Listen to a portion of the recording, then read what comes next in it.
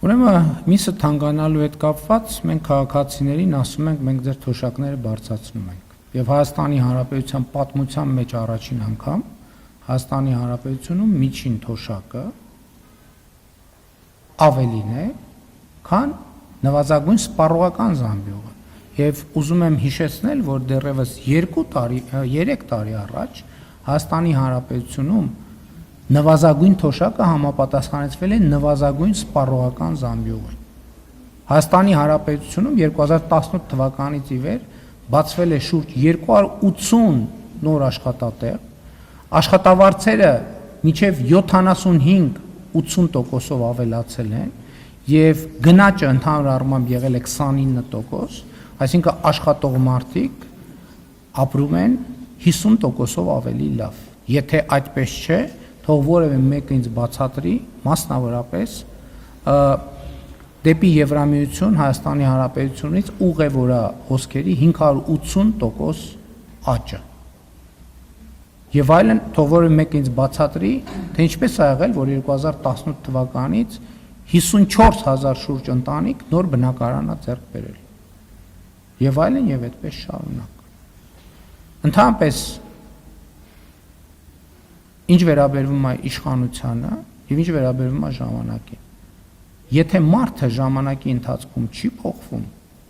նշանակում է մարդը մնացել է նույն կետի վրա։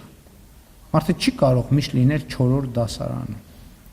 Ինչ վերաբերվում է դատավորներին, դուք գիտեք, որ ես ինքս եմ դատական համակարգի հետ կապված լրջագույն խնդիրների մասին խոսում։ Բայց Հայաստանի Հանրապետության գործող սահմանադրությամբ դատավորները ունեն գործունեության երաշխիքներ եւ դատավորը ցմահ պաշտոն է Հայաստանի Հանրապետությունում։ Այդ է պատճառը, որ մենք նաեւ հիմա ես համոզված եմ, որ նոր սահմանադրության մեջ պետք է լինի անցումային դրույթ, համաձայն որի Հայաստանում գործող բոլոր դատավորները պետք է ստանան դատավորի պաշտոնակատարի կարգավիճակ, շարունակեն գործել եւ վերանշանակվեն միայն բարեվարկության համապարփակ ստուգումներ անցնելուց հետո։ Որ մասը բաց թողեցի։ Արտուր Դավթյանը կարկառուն ընդդիմադիր գործիչ է։ Եվ Արտուր Դավթյանը չէր, որ մասնակցում էր շարժումներին, հայտարարություններ էր անում, հիմա որ լավ մանգակ բանի ուժեղ Հայաստանի շտաբներից մեկում կգտնեք իրան։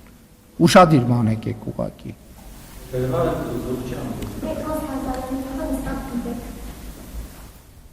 Եվ ինչ։ Պետրոս Ղազարյանը Հայաստանում եղել է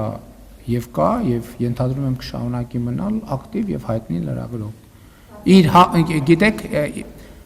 գիտեք ես էլ եմ ասում, ես կարող եմ մի բան ասել, մի բան չասել, կարող է ասածս